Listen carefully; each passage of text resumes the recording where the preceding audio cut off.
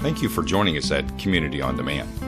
We often plunge into the new year with intentions of stronger spiritual commitment, and then we inevitably become distracted by things that divert us and demand our attention.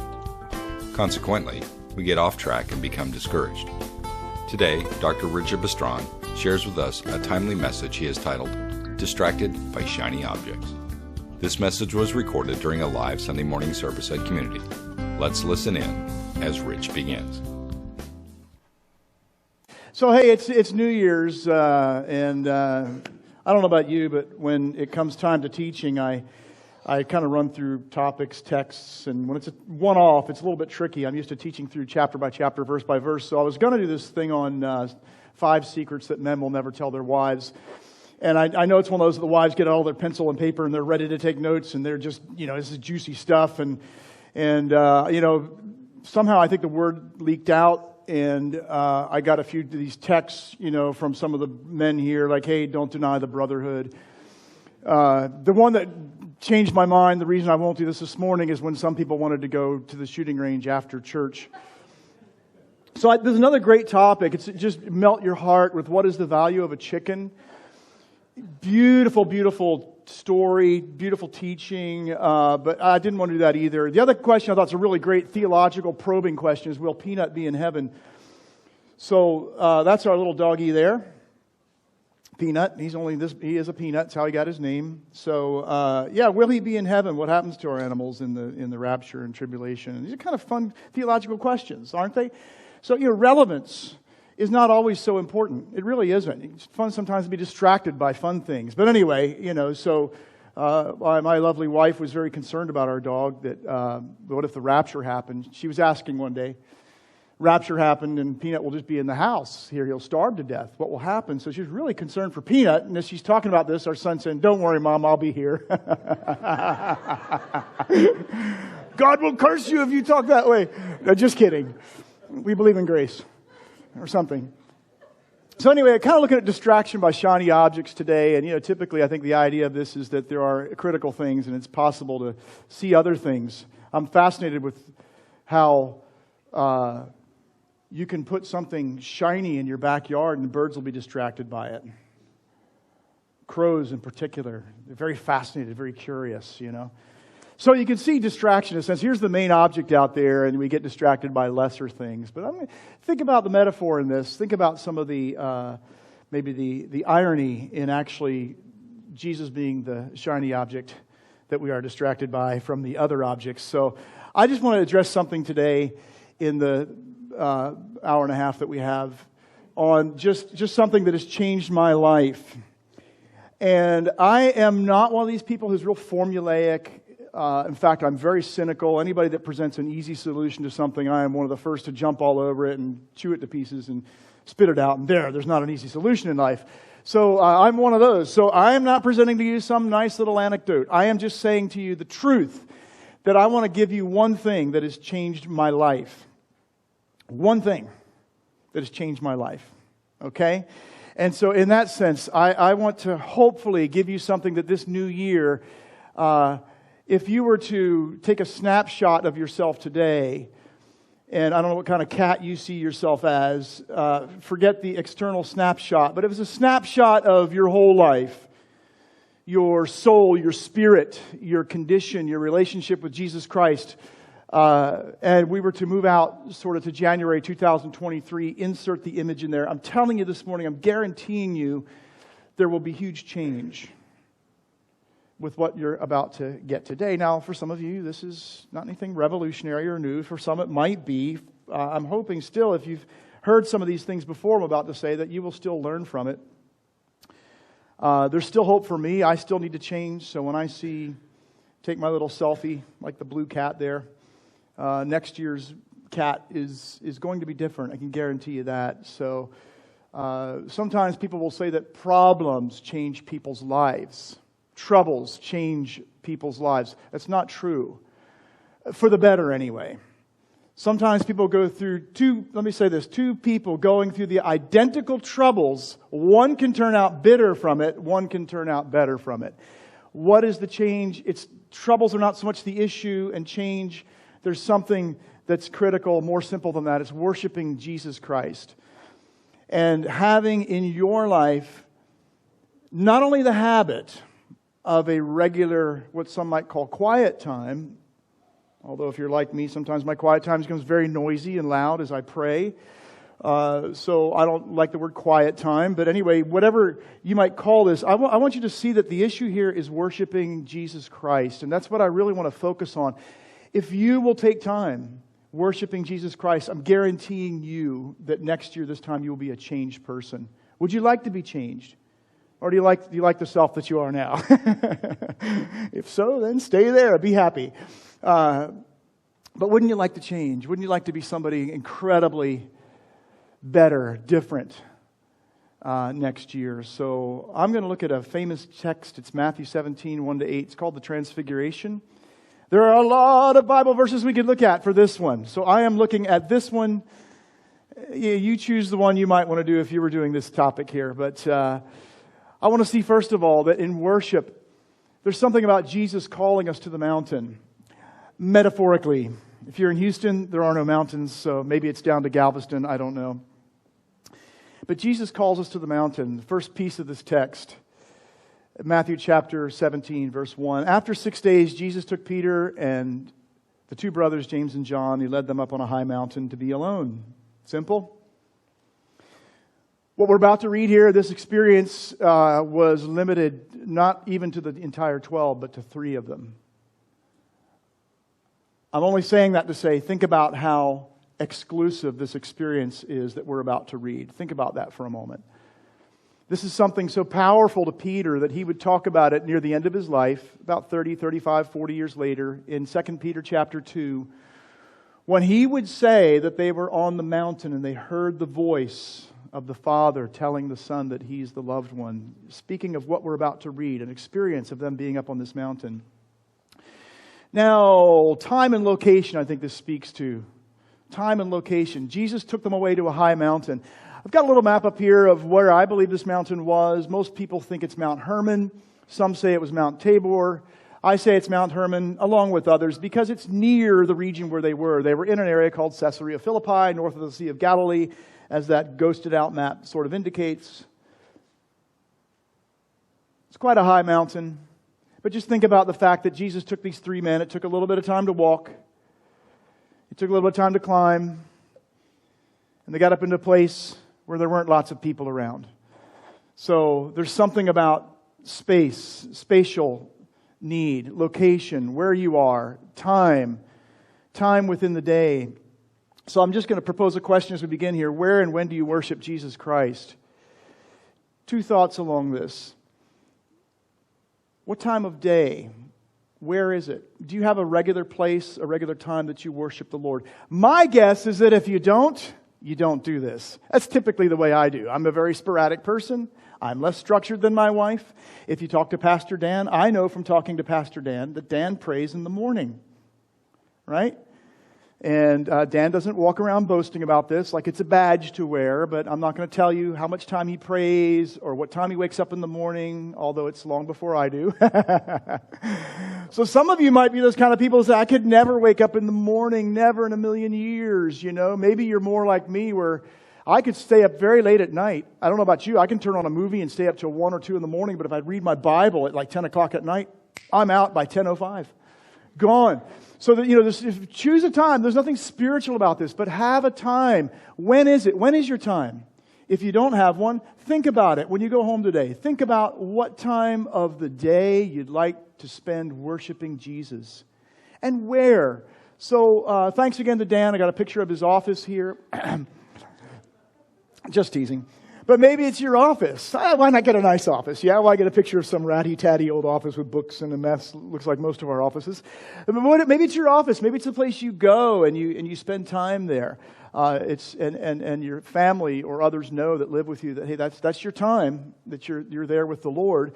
My wife's favorite place over the years is just to perch on the bed. And so we all sort of know when it's, I'm not going to give you the times and stuff, this time of day that mom's perched in the bed, she's praying, don't bother her.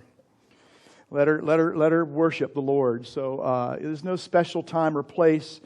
Maybe it's a park, picnic bench. Maybe this was one of you left your ashtray on that bench. I saw that after I got the picture. So, you can smoke while you pray. I don't know. That's another theological question. We'll deal with that another day. And maybe it's your car or truck. If you got one like this, I had a 1985 Plymouth Horizon for many years, bought it new, ran it into the ground. When I was studying at university, it was hard to find a place to go that I could pray. Number one, because it was South Florida. It's kind of very humid and hot for 6 months out of the year. I used to wake up early then. I used to get up at 5 and pray. So from 5 to 7, I would go to my car and I would recline and push the passenger seat back, and I would climb into the passenger seat and pray. I used to hope that the campus security would never come around and find me, or I swear they'd lock me up. What is wrong with this guy in his passenger seat of his car? You may think that's weird. I needed a place to find Jesus. I needed a place I could worship. I could count on it. I could turn the car on, turn the AC on. So I'm just saying, you can pray in a tree, you can swim in a river. It doesn't matter. But where and when do you go to pray? Now, for some of you, you might think, well, Rich, you said you got down on your knees and that. Maybe for some of you, I'm kind of small. Maybe you're larger. Maybe you're older, and you say, if I get down on my knees to pray, I'm going to have to dial 911 to get up off of my knees. So there's nothing spiritual about the position of prayer, nothing at all. So be relaxed about that. But let me also say, not just a weekly schedule of prayer. January of 2015, my wife and I were really busy with a lot of things in missions. And we were, I don't want to get into the long list of stuff. We run about 18-hour days typically. We had just been to India. We came back. We were condensing everything in our home to 14 boxes to sell and to move country. So quite a task. We saw these cheap tickets, which you can do from England. We went over to Paphos, island of Cyprus, and we took a week to pray. Now, for 20 more bucks, we could have gone to Israel.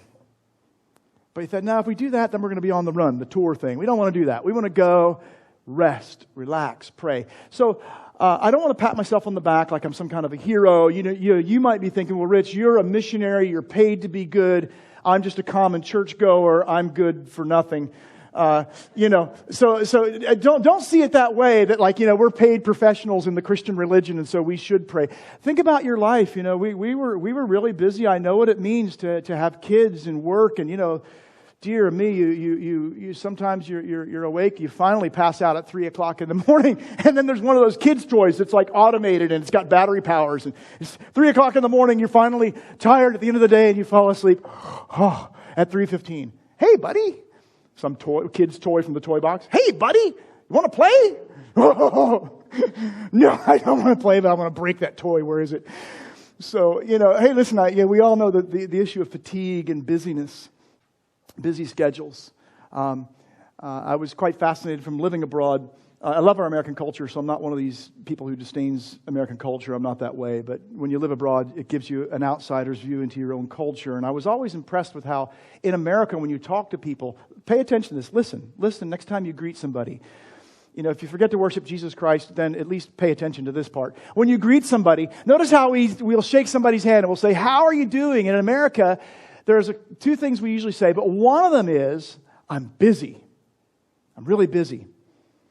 Now, I'm not saying it's evil, it's wrong, bad American people. I'm not saying that. It's part of our culture. We value a busy life is what it means. And somehow when you greet somebody and you shake their hand, how you doing? They say, I'm busy. You're supposed to step back and go, oh, good person. You're busy.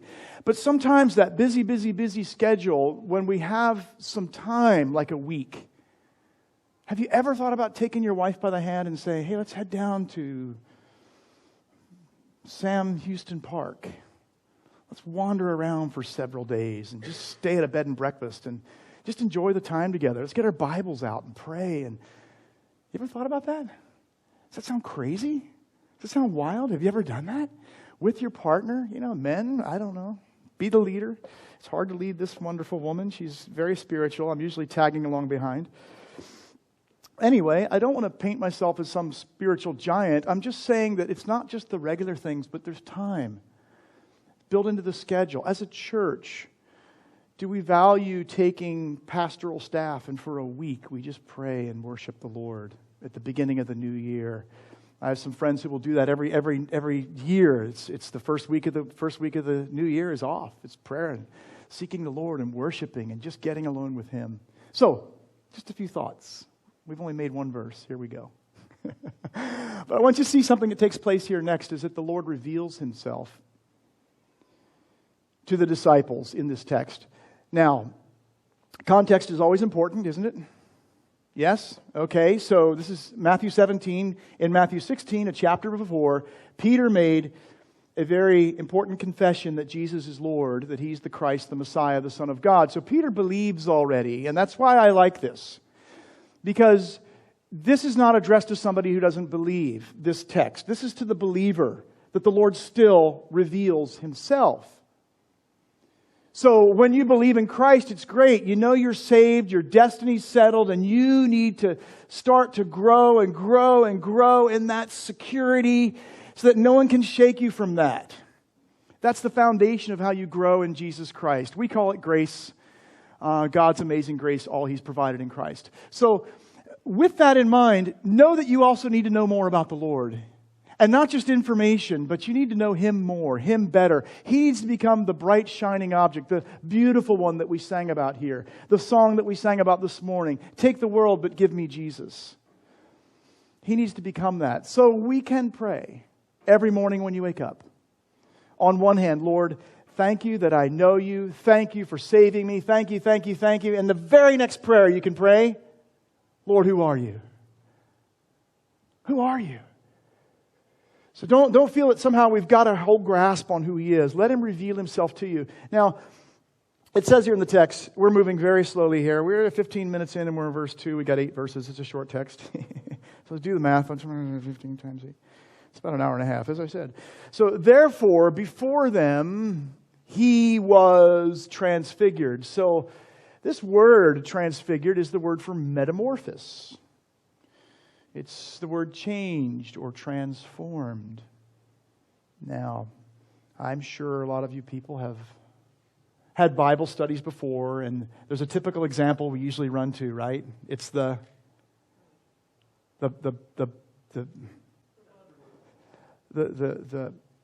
butterfly, right? How a lizard transforms into a butterfly. Is anybody paying attention? Yes. Okay, thank you. Right. Okay, thank you. Just making sure you're still with me. It's getting a bit slow. So, no, it's not a lizard that changes into a butterfly. It's the moth, right? What is it? The caterpillar. Oh, thank you. Caterpillar. There we go. That changes into a butterfly. So, a nice little illustration, but okay, what does it mean? So, to sort of pull out the meaning of this, when I was recently been doing some classes at Grace School of Theology, so you create much of the class. So I created a test question because there's something critical here that you can misunderstand. So the test question is, what took place at Transfiguration? I gave just a few options. So one of them is that Jesus became God, and I'm surprised how many people answered that for this. That Jesus became Lord at the Transfiguration. Now, it's okay. You say, why is it okay? Because it's Bible college. It's about getting things a little more correct that are incorrect. It's all right. So it gives a chance to feel where the students are coming from. Nothing changed in Jesus at the Transfiguration. That's not what this means. He didn't become more God or become more man. He's always the God-man. You with me? So what changed? Well, best thing to do is go back to the text, and we'll see the text actually explains what changed. 2 pieces of this. You know what this is? His face and His clothes. His face and His clothes. You say, well, let the text explain the change. So we read in Matthew, it says His face shone like the sun. In Luke, it says as He was praying, the appearance of His face changed. For those of you that are into other languages, Greek and what? Heteros is the word there. It means of a different kind. His face became something different. So stop for a minute. Think about that. Piece number 1, His face begins to shine and something changes in His appearance. Interesting. Okay. Secondly, we're going to go to the 3 Gospels here for His clothes, Matthew, Mark, and Luke. His clothes became as white as a light. His clothes became dazzling white, whiter than anyone in the world could bleach them. His clothes became as bright as a flash of lightning. Now, I don't know what your version says there, but that idea there is gleaming. It's the idea of kind of sparkling and emitting light is the idea there. That's why some have chosen the word lightning for that text. So we got a face that's changing. Doesn't say what his face changed to look like or anything, but there's light. His clothes become brilliant light, and there's like a light itself flashing off of them. Two of the texts mention that. So his clothes changed. Now, his face changed. So what these men were seeing was what Peter said in 2 Peter. They were seeing an advance look into future glory. They witnessed the death and resurrection of the Son of Man, the Son of God, the God-man Jesus Christ. But not a single one of these men had ever seen Him in His glory. So now Jesus in front of their eyes is becoming the glorified Jesus, who He always has been, but He's now changing that sense of the mystery of the God-man on this earth, humbled, becoming a man, taking on the form of obedience. Now they are seeing something of His future glory. Now that's what Peter tells us about this experience in 2 Peter chapter 1. He said, we saw His future glory. The three of us, not the other 9. Nobody else. We saw His future glory. So when we're talking about Jesus coming in glory, Peter would say, we're not making up stories about this, inventing interesting sounding stuff. We are telling you what we saw. So this is a marked moment for these men. Now, I would expect that when you worship Jesus Christ, you're not going to see this before. I have a lot of friends like you do. Some of them claim to have had experiences of Jesus appearing on the end of the bed and bright lights. And so I'm not going to question any of that. I'm really not. I'm just going to say for me, I'm usually kind of less dramatic in my experience. I read my Bible and pray and seek the Lord and praise Him. But don't miss something beautiful here. As you worship Jesus and take time with Him, it's not only reflection upon the cross, it's reflection upon the glorious Jesus that He is. The glorious, exalted one who's coming. Now that's key here. Because if you find yourself frustrated with things in life, you find yourself struggling with things in this life, it's good to know that the beautiful one is Lord over all. Not just the Lord that humbled Himself and died, but the Lord who also will return in His great glory. So there's something here of seeing the Lord's glory. Seeing His glory. So He's not transforming and becoming somebody different. I hope you would agree with me theologically there. The next piece of the text is something really interesting. It says, then there appeared before them Moses and Elijah talking with Jesus. If we read the same thing in Luke, it says this. 2 men, Moses and Elijah, appeared in splendor. So they too were in a sort of a glorified state, talking with Jesus. They spoke about His departure, that is about the cross, the burial, resurrection, ascension, which He was about to bring to fulfillment at Jerusalem. So pause for just a minute, because what happens next is really interesting. We're going to change some camera angles. Right now, we're with the 3 men, these apostles, and we're looking out of their eyes as the camera lens is looking out, and we're seeing what they're seeing. They're seeing Jesus' appearance in a metamorphosed state, in a future glorified state. The next thing they see are Moses and Elijah. Now, what do you think they're thinking? My goodness, if you're a Jewish man, these are like 2 heroes. How did they know they were Moses and Elijah? Did Jesus, in the middle of all this, whoosh, Moses and Elijah appear? He says, time out, Moses, Elijah. Just a second. Peter, James, and John, this is Moses and Elijah. Was it an introduction? Was it that they just were looking and they heard the conversation? They heard Elijah say, hey, good point, Moses. And Moses said, you know, Elijah, I always have good points. And Jesus says, yeah, you both have some good points. Is that they heard this conversation? They heard the names mentioned? Was it just a miraculous thing at the moment? They know who they were? We don't know. But this is a huge moment. You figure suddenly for Peter and for James and John, they are here on this mountain with Jesus, whose appearance is just suddenly like they've never seen it before. Never. In His glorified state. And now 2 Jewish heroes are on the mountain too. Oh boy. What a moment. So here we go. Peter said to Jesus, as Peter does. Peter is a talker. Thank God for Peter. Some of you are quiet. You're very observant and listening. I talk a lot.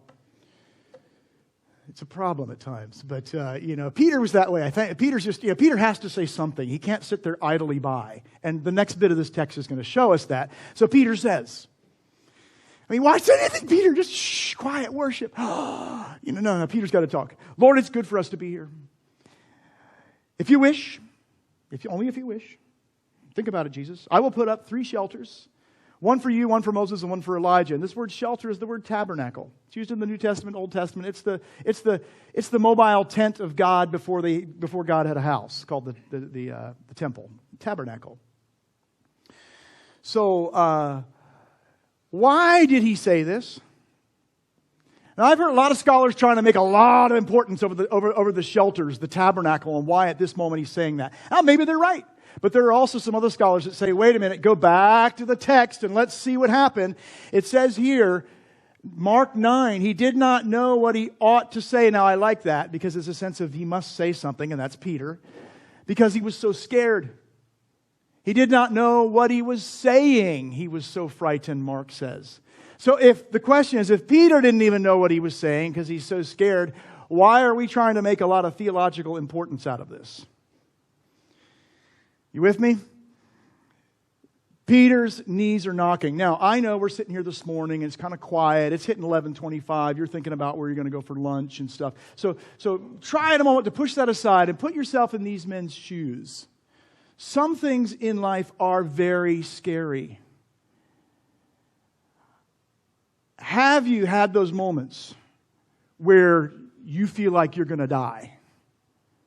That's the sort of fear these men are facing. So don't expect them to make deep theological comments at this point. Peter feels he's got to say something. He just starts chattering and blabbing and blah, blah, blah, blah, blah, blah, blah, blah, blah, blah, blah.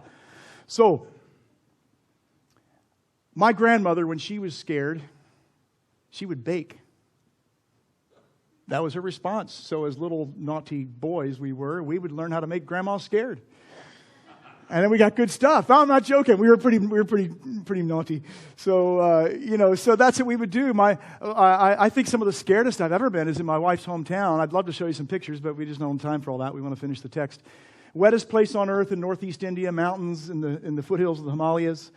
And they frequently have earthquakes that range somewhere between 5 to 7 on a Richter scale. And so there's nothing like sitting in the house at 5 o'clock in the morning and you hear the sound of this earthquake coming like in a flash. It comes on with nothing.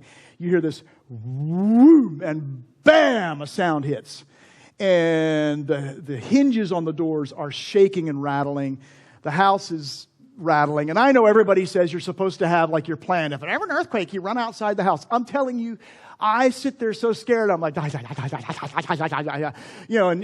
usually Arthur will start saying something very intelligent, like, did somebody do the dishes or something? So, you're just sort of scared beyond, if it wasn't church, I'd say a phrase, but you're scared beyond what can be imagined here. These men are petrified. They're terrified. So just capture the moment for just a moment here. They're not making deep theological comments, I don't believe. Some would say they are. I don't believe so. It says in the text that Peter was so scared he didn't even know what he was saying. But he's got to say something. He's Peter. Okay? But what do we see next in this text? It's beautiful. When you worship the Lord, who He is going to start changing. Before we leave that for just a moment, let me just say this. I think that where most of us have an error, and it's an okay error when we're a newer believer, it's an okay error, are you with me? Is that we make Jesus out to be a Mr. Potato Head. We kind of put ears on and eyes and a mustache. If we don't want a mustache, we take the mustache off. Sometimes when we're new in our relationship with the Lord, we're so enjoying the fact that He knows me and I know Him that we start projecting onto Him our likes and dislikes, right? If you're having marriage troubles, Jesus is just so upset with my husband. You should ask him. Oh, don't get him started on that one.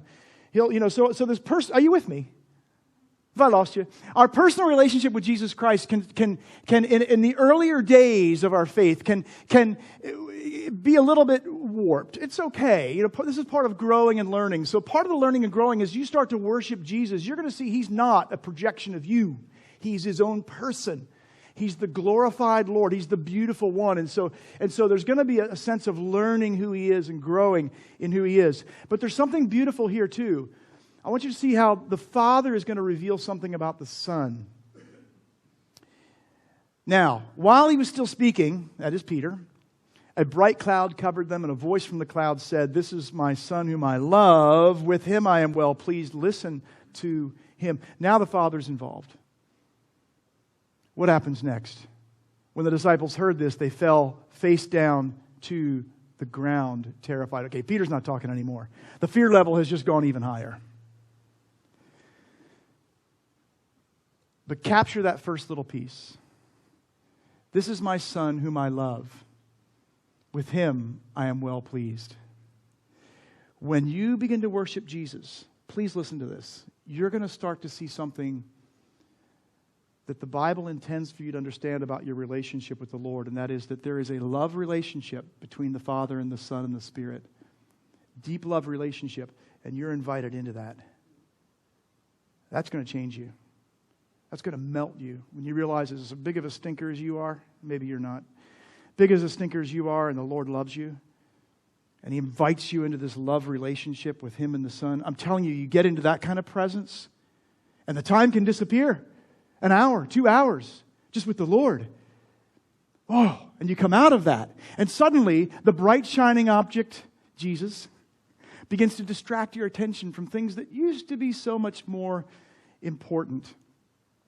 But I want you to notice something very beautiful about this. Jesus came and He touched them and He said, "Do not be afraid, get up."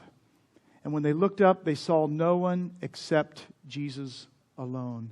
Two things here. Number one, the Father is revealing that the fear factor, that is just being scared of God, is gone. Scared of dying, gone. How? In the person of His Son, Jesus Christ. When you start to see that Jesus is the way, the gate, the path that brings you into this love relationship with the Father, the fear goes away. You start to let your hair down. You relax. You realize He really loves you. And you can start to love Him a lot more back in return. I think the other beautiful part of this, and I'm going to end with this little piece, is that when they looked up, they saw no one except Jesus alone. After this experience, picture it with me, okay? Forgive me. I'm very dramatic. I'm sorry. It's just, okay, so here they are. Okay, now they're on the ground at this point, right? Face down. Flat out. Okay? In fear. The voice of the Father doesn't say anything condemning toward them. The voice of the Father now speaks about the Son. And they're listening. This is my Son. I love Him. He loves me. Listen to Him. And as Jesus comes and taps them on the shoulder and says, "Don't be afraid, get up." Do they see Moses and Elijah? Does Peter want to build 3 shelters now? Oh, no. There's one person they see, Jesus. And this is really critical. In all the Bible studies that you'll do, and all the characters that you will study, please don't let them outshine Jesus. Sometimes Jesus has been made to be an example to follow. Good leadership principles from the Gospels, right? How to make disciples, the Jesus way. And we're focused on His methods and methodologies, and we kind of can lose sight, even in those subtle little things, with Jesus Himself. The great love that He has for each one of us. And so as you worship Jesus, you spend time with Him, He's going to become that bright, shining, glorious object. And as a result, here's what we see. Who does the metamorphosis when you worship Jesus? Here again we see the same word transformed in a familiar text. We all contemplate the Lord's glory. Well, how do we do that? Well, by the Spirit.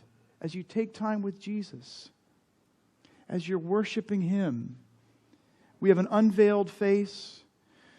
We are being transformed into His image with ever-increasing glory. So, I get it. Transformation of Jesus wasn't that He was changing or needed to grow up as a person or became God. No. Just the revelation that He is the Lord, the glorious Lord. It's us now who stare into His face who become changed. This is the source of real change. This is why I'm telling you, if you take time to worship Jesus over this next year, you're going to be a changed person. Let me give you a little piece of advice, a little bit of a word here just to help you with this, and then we're going to read through a number of scriptures as a prayerful closing. And as I'm doing that, maybe the worship band can come up. Little piece of advice. There is, within Christianity, a constant tension between the Word and the Spirit. Oh, you could say it a lot of different ways. So, what I mean is that there are some people who feel we emphasize the Bible too much in Christianity, and so they want to just get into loving Jesus. Some people love the Bible so much that you really don't even find Jesus. It's just good Bible studies, but Jesus isn't there. So Jesus warned, and let me just give you these to hang these on your hat. He warned, John chapter 5, the Pharisees. He says, you search the Scriptures because you think that in them you find life. Wrong. It's these that bear witness of me, Jesus said. So we've got to be careful, especially in a church where we love the Bible, that we don't end up becoming worshipers of the Bible. All this is pointing us and leading us to Jesus Christ. It's leading us to Him to know Him better. However, 2 Peter chapter 3, Peter warns that some people who are unstable and ignorant have untethered themselves from the Scriptures to their own destruction. Letting loose of the Scripture, you're going to drift away like a helium balloon off into the space and you're not going to have a good relationship with God. You're going to drift off into sort of nothingness of your own emotions and own emotional whole. So there's this strangeness where we always have our Bible present when we're worshiping Jesus. We always have it open. And we value the Word of God. At the same time, we are not just there for more Greek words and Greek language. We're wanting to be in the Spirit and knowing Jesus more. So I'm not going to tell you how all that works out. That's for you to sort of work out. Never throw away the Bible. Always have it open when you're worshiping Jesus. But realize it's that Word that's leading you to know God. So I'm going to pray a prayer reading some Scripture as we close out here this morning. So please, I'm going to take a snapshot this morning.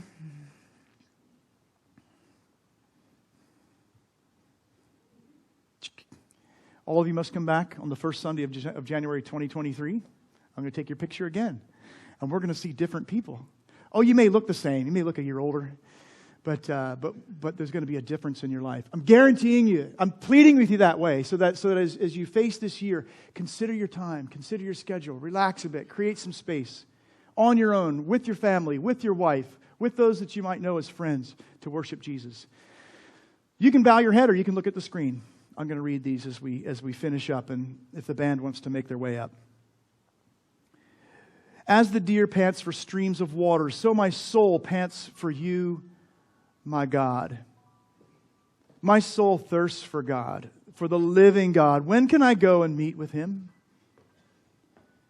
One thing I ask from the Lord, this only do I seek, that I may dwell in the house of the Lord all the days of my life, to gaze on the beauty of the Lord and to seek Him in His temple. My heart says of you, seek His face. There's that invitation. Lord speaking to your heart, saying, seek His face. But David honestly says, your face, Lord, I will seek, but don't play hide and seek. Don't hide your face from me. Psalm 63, O God, you are my God. Earnestly I seek you. I thirst for you. My soul, my whole being longs for you. In a dry and parched land where there is no water. I have seen you in the sanctuary and beheld your glory and your power.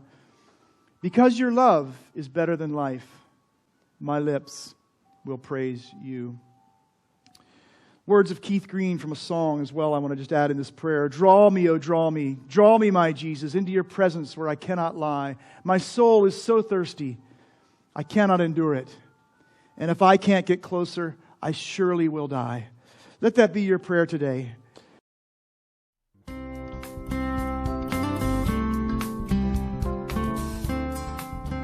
On behalf of Pastor Dan and the folks at Community, thank you for joining us today at Community on Demand. Feel free to share this link with others, and please know you are always welcome to be our guest during a live service any Sunday morning at our campus in The Woodlands, Texas. For more information, just click on the link www.cbcwoodlands.org. I hope you will again join us at Community on Demand.